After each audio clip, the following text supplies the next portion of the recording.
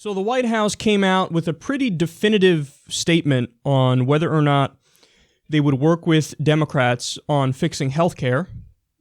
Let's see what Sean Spicer had to say about this. Is the president serious about working with Democrats going forward after what happened with health care? Absolutely. In fact, starting Friday afternoon through late yesterday, he's received a number of calls, as well as other members of the senior staff, that had been working on health care from members of both sides, saying that they would like to work together, offer up ideas, and had suggestions about how to come to resolution on this and get to a House vote on this. Well, that's pretty clear. So why don't we take a minute here to see if we can work with Trump? Oh, wow. Look at this. 5 times Donald Trump praised socialized health care. Wowzers. Let's take a look at some of those examples. Everybody's got to be covered. This is an un-Republican thing for me to say, because a lot of times they say, no, the lower 25%, that I can't afford. That can't afford private, But, and then Scott Pelley interrupts, universal health care. Trump says, I'm going to take care of everybody. I don't care if it costs me votes or not. Everybody's going to be taken care of much better than they're taken care of now. Pelley says, the uninsured person is going to be taken care of? How? Trump says, they're going to be taken care of. I would make a deal with existing hospitals to take care of people. And you know what? If this is probably, Pelley says, make a deal, who pays for it? Trump, the government pays for it. But we're going to save so much money on the other side. Damn. Now, this example is actually from recently with Scott Pelley. I think it was on 60 Minutes.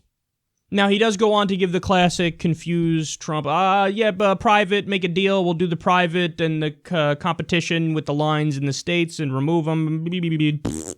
But he said it, the government's gonna pay for it, but we're gonna save so much money on the other side. And he said, everybody's gonna be covered. Everybody's gonna be covered. It's an un-Republican thing of me to say, but everybody's gonna be covered. Okay, clear enough. Next, we go to the Fox debate. This was during the campaign. Trump said, quote, as far as single payer, it works in Canada. It works incredibly well in Scotland. It could have worked in a different age. Which is the age you're talking about here? What I'd like to see is a private system without the artificial lines around every state. Get rid of the artificial lines and you will have yourself great plans. And then we have to take care of the people that can't take care of themselves, and I will do that through a different system.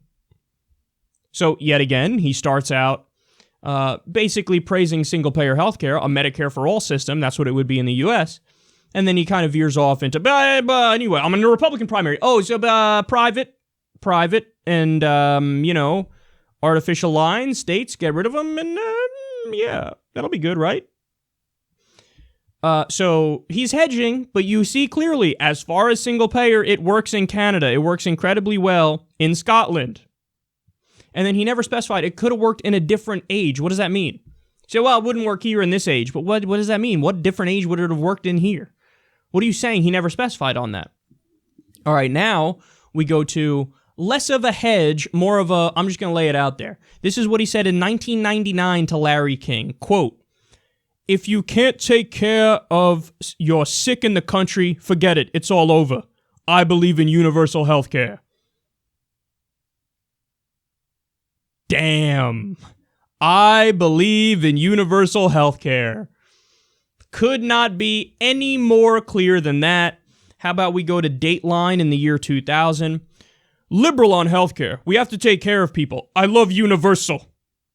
He told The Advocate in February of 2000, I would put forth a comprehensive healthcare program and fund it with an increase in corporate taxes.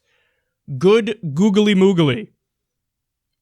All right, now we go to his book in 2000. He believed it enough to put it in a fucking book he wrote.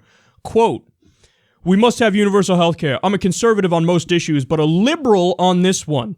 We should not hear so many stories of families ruined by healthcare expenses. Doctors might be paid less than they are now, as is the case in Canada, but they would be able to treat more patients because of the reduction in their paperwork. The Canadian plan also helps Canadians live longer and healthier than Americans. There are fewer medical lawsuits, less loss of labor to sickness, and lower cost to companies paying for their medical care of their employees. If the program were in place in Massachusetts in 1999, it would have reduced administrative costs by $2.5 million. We need, as a nation, to re-examine the single-payer plan, as many individual states are doing. Oh, come on, man. Come on. Not only is that him being crystal clear about where he stands on the issue, he's giving more specifics on it than I think I've even ever given on the show. He's like, anyway, let me tell you the exact reduction in costs we would have had in Massachusetts in the year 1999 if we implemented single payer, and how it would affect employers as well as employees in a positive way, because you wouldn't have them having to pay for it. It'd be coming out of your tax dollars. We need to review this comprehensive single payer plan. Hello, Don. Don just randomly morphed into Bernie Sanders right there.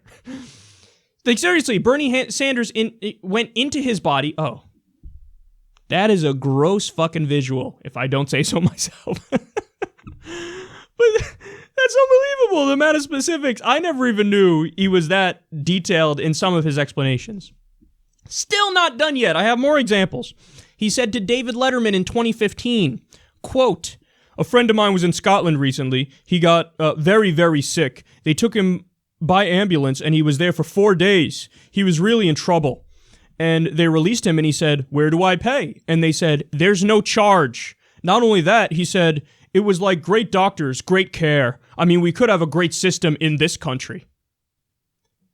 So if I'm the Democrats, what I'm doing is I'm going out there and I'm saying, hey, Don, we have H.R. 676. It's a bill in the House of Representatives proposed by John Conyers. It's the Medicare for All Act. We have, I think, 70 some odd Democrats supporting it right now. Over 100 who are not supporting it. But okay, you were on the record crystal clear until the year 2015. So you supported single-payer healthcare until you were the youthful age, when you were a spring chicken at the age of 68. So you supported single-payer healthcare all the way up until you were 68 years old, and even after that, you had some comments that were kind of like, yeah, just still kind of supported a little bit. So, okay, here are your quotes. This is what you believe. Not only are us Democrats willing to work with you, we're willing to just do your plan. We're willing to just do your idea. You're the one that came up with it, Don. You're the one that said it 6 times on record, and who knows what the hell you said when you weren't actually giving an interview or writing it in a book or talking about it at a debate.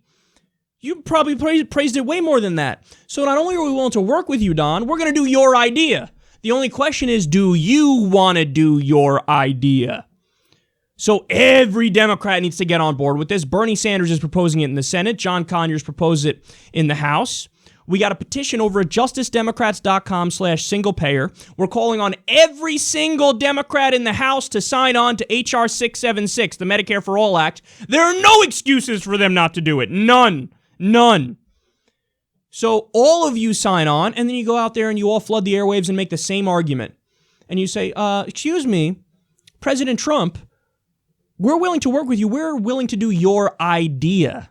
So you have all the Democrats in the Senate and all the Democrats in the House backing you on something. You want to talk about historic bipartisanship? It'll be tremendous. Let me just tell you, I make deals. You want to talk about a historic deal? You can be the president that signs single payer. You can be the president that signs it. But we just need to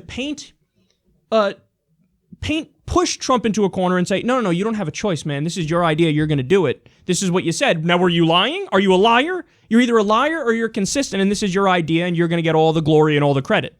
You're either a liar or you get all the glory and credit. You tell me. You paint him into a corner, and you also get all the Democrats on the same page, and then you say, hey, Republicans, you really want to be the ones to stand in the way of a policy proposal that 55% of the American people support. 55%.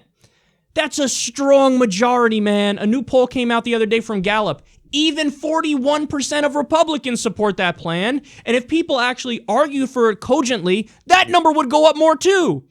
Because that's when you propose it as single payer. When you talk about, no, it's just an expansion of Medicare and everybody gets Medicare, then that number would go up even more. So you have a golden opportunity here, Democrats. So go to justicedemocrats.com/single payer, and I need all of you guys to sign that petition pushing the Democrats, all the Democrats to co-sponsor this and to be in favor of it. I also want you to call your congressman and tell them, look, support this, or sorry, but I'm voting against you, and I'm going to tell everybody I know to vote against you. Medicare for all is a layup. Medicare for all is something we obviously should all be in favor of. So you all need to get on the same page. You have to do it. So do that, use Trump's own words against him, and then you twist the arms of the Republicans and say, look, okay, so we got you on the record. You're opposing this? Fine. Just know you're saying to 55% of the American people, I don't want to do what you want us to do. So I would like all the Republicans to come out and say, I don't believe in democracy. I don't believe in democracy. I don't believe in the will of the people. I would rather serve my donors, who are the health insurance companies and the health care companies and the big pharma companies. I'd rather serve them than my constituents. And all the Democrats go out there on the Sunday shows and give their speeches in the Senate and the House and scream through a megaphone, this is a party of authoritarians who want to override the people. Scream it, twist their arm, chip away, get some of them to support it, and you're also raising awareness about single payer, which is so incredibly important. You can have a giant political victory out of this if you just know how to play your cards right and if you just actually cared about the issues.